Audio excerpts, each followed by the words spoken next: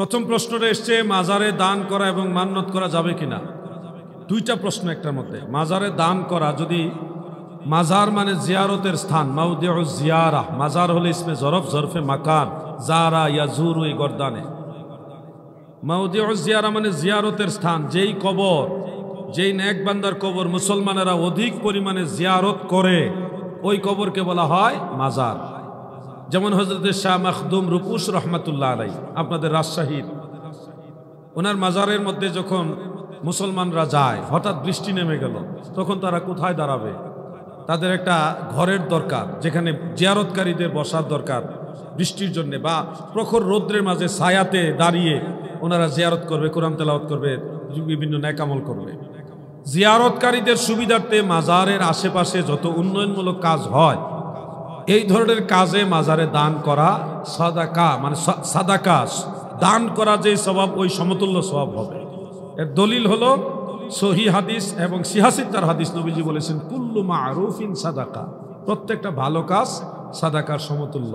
যেহেতু জিয়ারত করা সুন্নত, জিয়ারত করা কি সুন্নত, একটা সুন্নত আমল করার জন্য আপনি সহযোগিতা করতেছেন, বৃষ্টি থেকে বাঁচার জন্য, রৌদ্র থেকে বাঁচার জন্য, কিংবা মুসাফিরদের উপস্থিত মেহমানদারির জন্য, তাৎক্ষণিক জিয়ারতকারীদের সুবিধার জন্য, এই ধরনের মাজারের প্রয়োজনীয় কাজে দান করা, সহযোগিতা করা উত্তম কাজ। তবে যেই মাজারে টাকা দেওয়ার প্রয়োজন নাই, উন্নয়নমূলক কাজেও টাকার দরকার নাই, ওখানে টাকা দেওয়া দরকার নেই। খাদেম রাখা এফেক্ট ফুলাইব,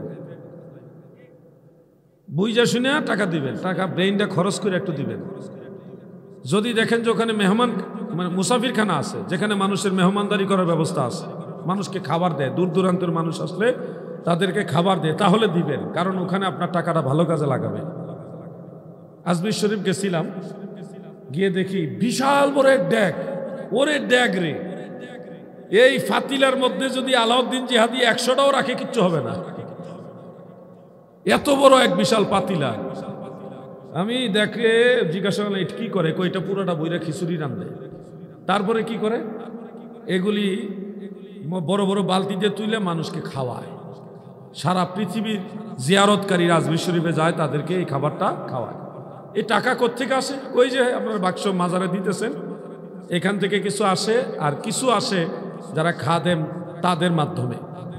এইভাবে মানুষের মেহমানদারির ব্যবস্থাও অনেক মাজারে থাকে। এই ধরনের কাজে আপনারা সহযোগিতা করবেন। মানুষকে খাবার দেওয়া নিঃসন্দেহে উত্তম কাজ, মনে থাকবে। মাজারে মান্নত করার ব্যাপারে আপনারা মাজারে হোক আর যেখানে হোক, মান্নত করার ক্ষেত্রে সবচেয়ে বেশি যেটা খেয়াল রাখবেন, মান্নত হবে আল্লাহর নামে। কার নামে বলুন? কার নামে? আল্লাহর নামে।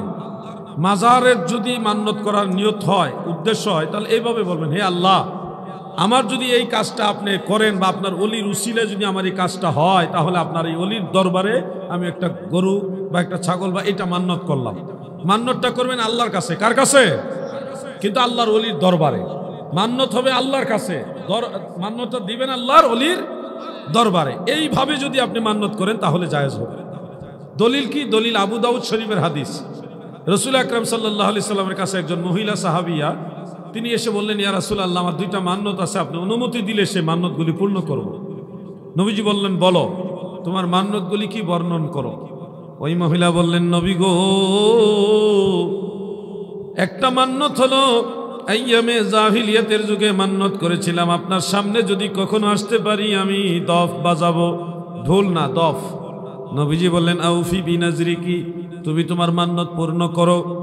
দ্বিতীয় মান্নতের বেলায় তিনি বললেন, ইয়া রাসূলুল্লাহ, আমার মান্নত ছিল অমুক জায়গায় আমি একটা হালাল পশু জবাই করব মানুষকে খাবার দেওয়ার জন্যে। নবীজি জিজ্ঞাসা করলেন, এই মান্নত কি দেবদেবী মূর্তির জন্যে নাকি আল্লাহর জন্যে?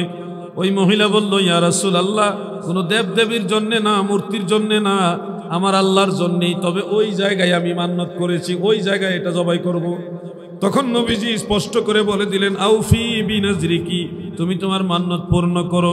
এই হাদিস থেকে আল্লাহর হাবিবের ফয়সালা মোতাবেক প্রমাণ হয়ে যায়, কেউ যদি আল্লাহর নামে, আল্লাহর জন্য, কোন আল্লাহর ওলির দরবারে, কোন দরগায়, কোন ভালো পুণ্যময় স্থানে যদি মান্নত করে, তাহলে রাসূলুল্লাহর ফয়সালা মোতাবেক সেই মান্নত করা যায়। মান্নত হবে কার নামে? আল্লাহর নামে আল্লাহর ওলির দরবারে, আল্লাহর নামে আল্লাহর ওলির দরবারে, বাস।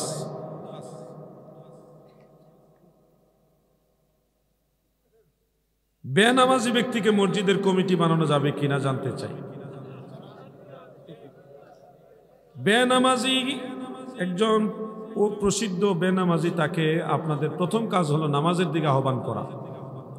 তাকে ঘৃণা করবেন না, দূরে সরিয়ে দিবেন না, তাকে ভালোবাসা দিয়ে নামাজের দিকে নিয়ে আসবেন, এটা আমার অনুরোধ। কারণ সে ইসলামের শত্রু না, সে নামাজ পড়ে না। আপনারা যদি সবাই তাকে বুঝাইতে সক্ষম হন, নামাজের গুরুত্ব বুঝাইতে সক্ষম হন, নিশ্চয়ই সে নামাজ পড়বে। অতএব তাকে আপনারা প্রথম কাজ যেটা করবেন, তাকে নামাজের দিকে নিয়ে আসবেন, সবাই ভালোবাসা দিয়ে, উৎসাহ দিয়ে, মহব্বত দিয়ে, ধিক্কার আর তিরস্কার দিয়ে না। জাহান্নামের ডর দেখাইলে কাম হইব না। তারে বুঝাইতে হবে যে ভাই আমরা তো একদিন মারা যাব। আপনার আব্বা যান, আপনার দাদা যান, আপনার পূর্বপুরুষরা তারাও তো চলে গেছেন, আপনি তো আমাদের সমাজের একজন গণ্যমান্য ব্যক্তি। আমরা চাই হাসরের ময়দান আমরা একসাথে থাকি, আমরা আখেরাতে একসাথে থাকবো, আল্লাহ রসুলের কাছে থাকবো। বিভিন্নভাবে যেভাবে পারেন আপনারা বুঝিয়ে একটা নামাজের দিকে নিয়ে আসবেন। এই কাজটা আগে প্রথম করবেন, মনে থাকবে। এরপরে তাকে উৎসাহিত করার পরপরই হুট করে কমিটিতে না নিয়ে তাকে দেখবেন, যদি কিছু চেষ্টার মাধ্যমে নামাজের দিকে নিয়ে আসতে পারেন, কমিটিতে যদি অ্যাড করে দিতে পারেন, তাহলে একসাথে দুইটা কাজ হবে। একদিকে নামাজি, একটা বেনামাজিকে নামাজি বানাইতে পারলেন, আরেকদিকে তাকে একটা মসজিদের দায়িত্ব দিয়ে দিলেন, ভালো কাজের সাথে সম্পৃক্ত করে দিলেন। নিজেদের জ্ঞান খাটায় কাজ করবেন, তাহলে আশা করি সব দিকে ভালো হবে ইনশাআল্লাহ।